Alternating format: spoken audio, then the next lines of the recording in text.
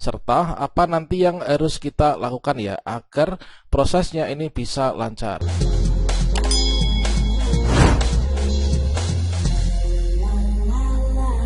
Baiklah sobat-sobatnya, sebelumnya di sini kita perlu memperingatkan bahwasannya untuk jadwal pengisian DRH dan juga pemberkasan ini semakin sedikit saja, dan di sini ada tampilan baru di akun SSCSN, yaitu ada untuk tulisan pilihan ya ketika kita ingin melakukan pemberkasan, dan juga kita klik tombol di bawah ini tulisannya warna merah dan juga di huruf tebal. Ini sinyal kuat bahwasanya teman-teman diharuskan segera saja untuk mengisi DRH dan juga mengirim pemberkasannya.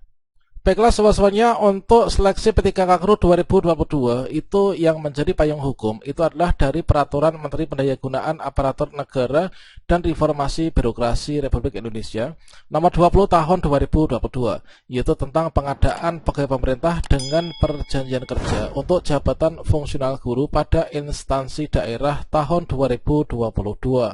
Bagi teman-teman yang sudah dinyatakan lulus seleksi Pascasanggah, tentunya saat ini kita melakukan pengisian DRH dan juga pemberkasan. Nah, terkait tentang hal itu, di sini diatur dalam Permen PRP nomor 20 tahun 2022, yaitu pada bagian ke-7 ya, yaitu mengenai pengangkatan menjadi P3K. Nah, untuk pengangkatan menjadi P3K itu tepatnya di pasal ke-42. Di sini kita bisa melihat dengan jelas untuk alurnya teman-teman setelah nanti lulus dan juga setelah mengirim pemberkasan. Yang mana untuk yang pertama yaitu pelamar yang dinyatakan lulus seleksi, ini selanjutnya diangkat sebagai calon P3K. Nah, setelah teman-teman dinyatakan lulus seleksi yang Pascasanggah, tentunya teman-teman belum dikatakan sebagai P3K ya, tapi masih menjadi calon P3K. Mengapa di sini kita masih menjadi calon P3K? Dikarenakan kita belum menandatangani perjanjian kerja atau kontrak dengan pejabat pembina kepegawaian atau PPK. Nah, dan kita juga belum menerima SK P3K, belum mengerjakan tugas sebagai P3K. Makanya di sini ketika kita masih pemberkasan dan juga belum menerima SK, ini kita dapat dikatakan masih sebagai calon P3K. Dan barulah nanti setelah kita itu menandatangani perjanjian kerja dan juga mendapatkan SK P3K, kita secara resmi ini sudah diangkat ya sebagai P3K. Kemudian untuk pengangkatan calon P3K ini sebagaimana pada ayat yang pertama, ini ditetapkan dengan keputusan PPK instansi daerah. Nah, yang dimaksud dengan keputusan PPK itu adalah yang dimaksudkan dengan SK, teman-teman. Nah, SK jadi setelah teman-teman di sini nanti mengirim pengisian DRH-nya dan juga pemberkasan, maka dari DRH pemberkasan itu akan dikirim kepada BKN untuk nanti akan diterbitkan yaitu NIP ya, yaitu usul penetapan NIP kan. Nah, dari usul penetapan NIP dari BKN ini berikutnya nanti akan diberikan kepada Pemda. Nah, kemudian dari Pemda ini nanti dari NIP yang telah diberikan dari perteknya itu akan sebagai dasar ya, dijadikan sebagai dasar untuk nanti pembuatan perjanjian kerja atau perjanjian kontrak. Nah, dari perjanjian kontrak nanti akan dituangkan yaitu dalam bentuk SK P3K. Kemudian setelah kita mendapatkan SK P3K, tentunya SK P3K nanti akan berisikan dari perjanjian kerja kita itu dari kapan sampai kapan untuk masa perjanjian kerjanya, kemudian apa saja yang harus dilakukan. Kemudian setelah kita itu menerima SK P3K, nanti barulah kita akan mendapatkan SPMT ya. Untuk SPMT itu nanti yang mengeluarkan adalah instansi di mana tempat kita itu nanti bertugas. Kalau misalkan sebagai guru, berarti nanti SPMT-nya akan diberikan dari Dinas Pendidikan ya. Sebagai dasar untuk pembuatan SPMT, tentunya nanti kita terlebih dahulu harus menerima SK P3K-nya dulu, teman-teman. Yang ketiga ini adalah untuk keputusan PPK instansi daerah sebagaimana dimaksud pada ayat 2, ini disampaikan kepada Kepala BKN untuk mendapatkan nomor induk P3K. Nah, jadi dari keputusan PPK ini adalah nanti ditujukan kepada BKN untuk nanti mendapatkan NI P3K ya, atau nomor induk P3K. Kemudian untuk penerbitan nomor induk P3K sebagaimana dimaksud pada ayat ketiga itu kemudian diterima oleh PPK instansi daerah paling lama ini adalah 25 hari kerja. Jadi teman-teman bisa memprediksikan kapan nanti dari pemberkasan di masing-masing daerah itu nanti tuntas. Kalau misalkan semua sudah tuntas, nanti akan dikirimkan ke BKN, yaitu dengan dilampiri dengan SPTJM ya, by name by address dari seluruh guru honorer yang lulus P3K dan juga sudah mengirimkan pemberkasan.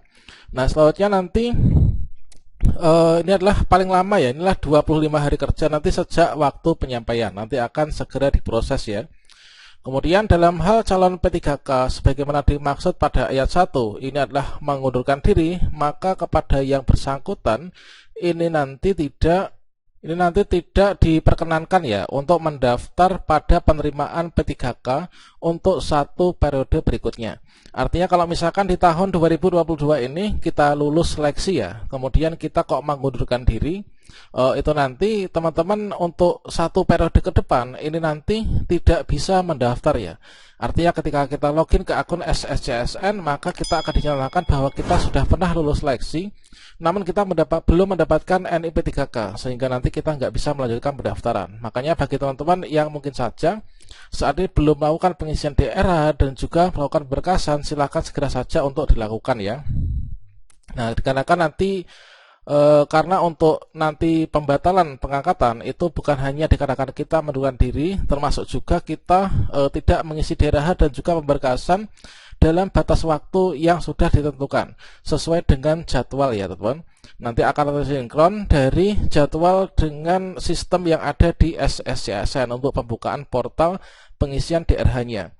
Kemudian kalau misalkan kita melihat pada pasal yang ke-43 yaitu P3K yang telah mendapatkan nomor induk P3K sebagaimana dimaksud dalam pasal 42 ayat 3 di atas tadi, ini nanti akan melaksanakan tugas ya, dan jabatannya itu berdasarkan penetapan pengangkatan oleh PPK instansi daerah. Jadi nanti di sana akan tertera dalam SKP 3K, yaitu kita itu ditempatkan di mana, kemudian jabatan kita itu apa, misalkan guru kelas ya, misalkan ahli pertama guru kelas, atau mungkin ahli pertama guru olahraga, atau mungkin ahli pertama guru pendidikan agama Islam.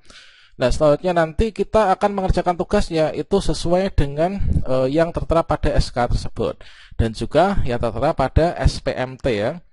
Nah, selanjutnya yang kedua yaitu keputusan pengangkatan sebagaimana dimaksud pada ayat 1 itu dijadikan sebagai dasar yaitu dimulainya hubungan perjanjian kerja yaitu antara P3K dengan instansi daerah. Ya, benar, instansi daerah ini nanti diwakili oleh PPK ya, PPK instansi daerah.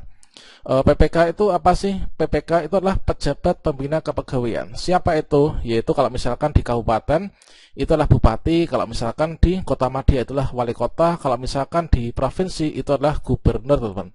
Nah, kira-kira itulah untuk aturan pengangkatan, dan tentunya di sini kita segera mengakhiri proses pengisian DRH setelah teman-teman itu meneliti kembali ya, baik itu dari pengisian DRH-nya sampai dengan berkas-berkas yang telah diupload. Jangan sampai kita ini telat mengirim DRH-nya. Oke, demikian, semoga bermanfaat. Wassalamualaikum warahmatullahi wabarakatuh.